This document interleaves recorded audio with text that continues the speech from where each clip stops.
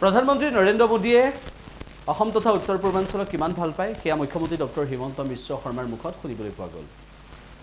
মোদী চৰকাৰৰ এই 11টা বছৰৰ যি কাৰ্যকাল, সেই কাৰ্যকালত কিমান দূৰ বিকাশৰ দিশে ভাৰত আগুৱাইছে সেই কথাও হিমন্ত বিশ্ব শৰ্মাই মুখ্যমন্ত্ৰী ডক্টৰ হিমন্ত বিশ্ব শৰ্মাই সংবাদমেলত আজি উল্লেখ কৰিলে।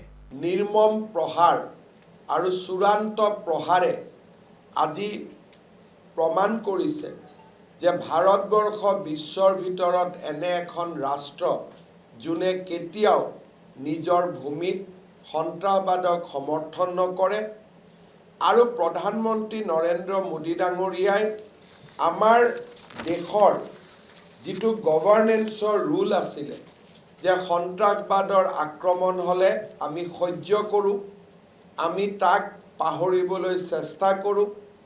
26/11 দৰে আমি হীনমান্যতাত ভোগাৰ যিটো এক পৰিৱেশ আছিল, আজি তাক সম্পূৰ্ণভাৱে ৰূপান্তৰ কৰি বিশ্ববাসীলৈ আৰু বিশেষকৈ আমাৰ ওচৰ চুবুৰীয়া ৰাষ্ট্ৰ পাকিস্তানলৈ এটা স্পষ্ট বাৰ্তা পঠিয়ালে যে যদিহে ভাৰতবৰ্ষৰ ওপৰত আক্ৰমণ হয়, ভাৰতবৰ্ষই তাক সহ্য নকৰে, ভাৰতবৰ্ষই প্ৰত্যাক্ৰমণ কৰিব।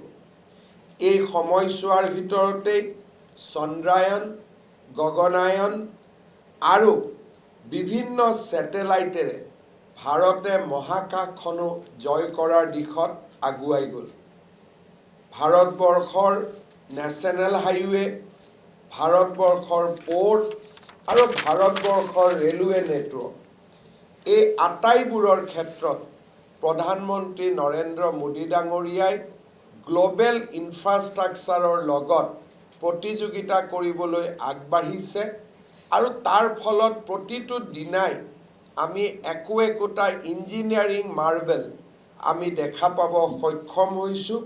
আজি ভাৰতে বিশ্বৰ আটাইতকৈ বিকাশমুখী ৰাজ্যসমূহৰ লগত একেলগে থিয় হ'বলৈ সক্ষম হৈছে।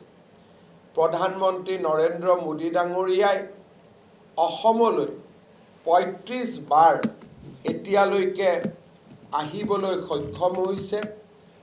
যিকোনো প্ৰধানমন্ত্ৰী যদি আমি তুলনা কৰোঁ যে কোনজন প্ৰধানমন্ত্ৰীয়ে কিমানবাৰ অসম ভ্ৰমণ কৰিছিল, জৱাহৰলাল নেহৰুৰ পৰা লাল বাহাদুৰ শাস্ত্ৰীলৈকে, ইন্দিৰা গান্ধীৰ পৰা আন প্ৰধানমন্ত্ৰীসকললৈকে, আনকি অসমৰ পৰা নিৰ্বাচিত আমাৰ ৰাজ্যসভাৰ সাংসদ ডক্টৰ মনমোহন সিঙৰ অসম ভ্ৰমণৰ লগত যদি তুলনা কৰোঁ, প্ৰধানমন্ত্ৰী নৰেন্দ্ৰ মোদী ডাঙৰীয়াই সকলো অভিলেখ ভংগ কৰি আমাৰ ৰাজ্যখনক ভাৰতবৰ্ষৰ বিকাশ যাত্ৰাৰ এক সহযাত্ৰী হিচাপে বা এক পাৰ্টনাৰ হিচাপে তেখেতে আমাক আমাৰ যোগ্য স্বীকৃতি দিবলৈ সক্ষম হৈছে।